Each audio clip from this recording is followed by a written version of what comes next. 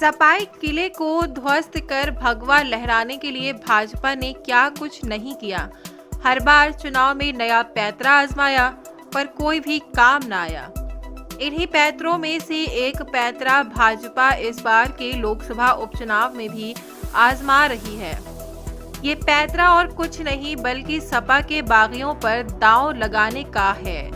जब भाजपा ने मैनपुरी में कमल खिलाने के लिए जोर आजमाइश की तो प्रत्याशी सपा के बागी नेता ही रहे। इस बार भी सपा के बागी रघुराज सिंह पर भाजपा ने दांव खेला है। 4 अक्टूबर 1992 को मुलायम सिंह यादव ने समाजवादी पार्टी की स्थापना की थी। इसके बाद उन्होंने मैनपुरी को अपनी कर्मभूमि बनाया। 1996 में पहली बार लोकसभा चुनाव में सपा मैदान में उतरी। खुद मुलायम सिंह यादव ने मैनपुरी सीट से चुनाव लड़ा। उन्हें हराने के लिए भाजपा ने सपा के ही बागी नेता उपदेश सिंह चौहान को मैदान में उतारा था, लेकिन मुलायम सिंह के वर्चस्व के आगे वो कुछ नहीं कर पाए। दरअसल उपदेश सिंह चौहान 1993 में सपा के टिकट पर भोगांव से विधायक चुने गए थे। बाद में टिकट कटने पर वे बागी हो गए थे। इसके बाद 1998 में हुए लोकसभा चुनाव में भी भाजपा ने फिर यही दांव चला।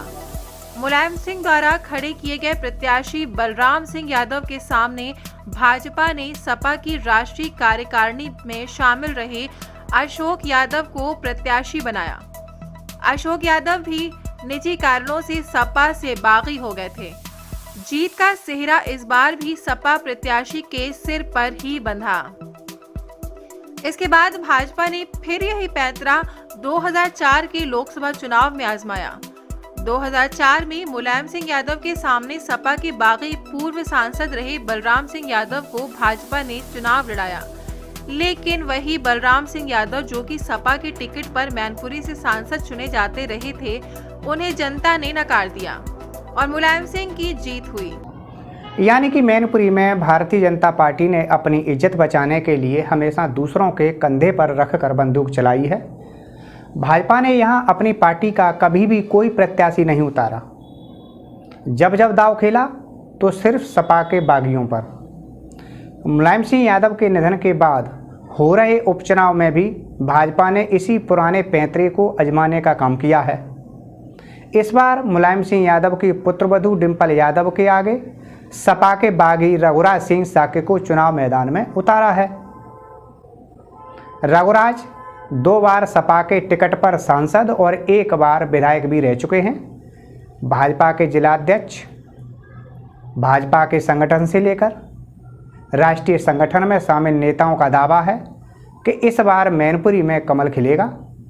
अब देखना यह है कि भाजपा का जो पैंतरा हर बार फेल साबित हुआ, क्या इस बार काम आएगा।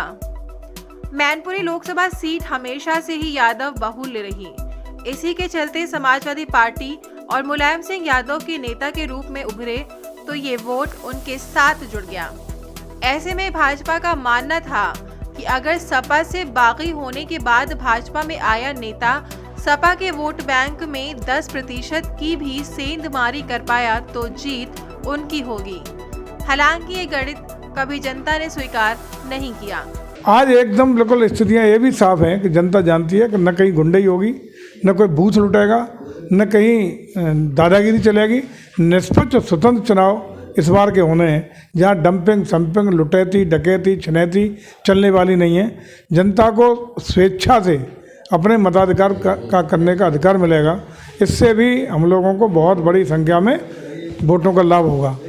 और जिस तरीके से हमारे प्रत्याशी जसवंत नगर क्षेत्र से रहने वाले वहाँ के मतदाता हैं, तो हमें जो जसवंत नगर में समाजवादी पार्टी को बड़ी लीड मिलती थी, वो भी इस बार पूरी तरह समाप्त हो जाएगी। बल्कि हम लोग जसवंत नगर में चुनाव जीतने की स्थिति में हैं। और जिस प्रकार से जिले के तमाम नेताओं का, करहल की बात करें जहाँ से अखिलेश यादव जी स्वयं विधायक के रूप में हैं, वहाँ 2 बार हम उसी क्षेत्र में जो जुड़ा है घेरोर, वहाँ से 2 बार हम एमएलए रहे। 2 बार हमारे बगल में आपके बीच में बैठे हैं अनुजेत प्रताप सिंह, जो सगे रिश्तेदार हैं, जो निवर्तमान आपकी पत्नी यहाँ की जिला पंचायत की अध्यक्ष रही हैं। इनकी माताजी वहाँ से 2 बार एमएलए रहीं। दोनों लोग इकट्ठे होकर के भारतीय जनता पार्टी को ताकत देने का काम कर रहे हैं। हम समझते हैं मैनपुरी पे हम लोग स्वयं यहाँ से प्रतिनिधित्व कर रहे हैं।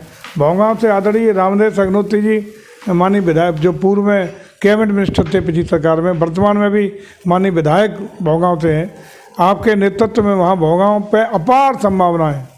कभी वहाँ भारतीय जनता पार्टी के अलावा समाजवादी कभी जीती ही नहीं। समाजवादी पार्टी को हर लोकसभा के चुनाव में हार का मुँह देखना पड़ा है। तो निश्चित रूप से मैनपुरी से व्यापक प्रचंड बहुमत के साथ जिले से चारों सीटें में जीतेंगे। और वहाँ पर भी जसवंत नगर में हम लीड तो उनकी घटाएंगे ही, लेकिन संभावना ये भी है कि अगर बराबर करेंगे या अन्यथा हम जीतने की स्थिति में आएंगे। और काफ़ी बड़े बहुमत के साथ हम लोकसभा क्षेत्र मैनपुरी को इस बार कमल में, फूल में भारतीय जनता पार्टी के पक्ष में देने का काम करेंगे। सब्सक्राइब कीजिए न्यूज़ इन इंडिया को और बेल आइकन को दबाइए न्यूज़ से जुड़े लेटेस्ट वीडियोज सबसे पहले देखने के लिए।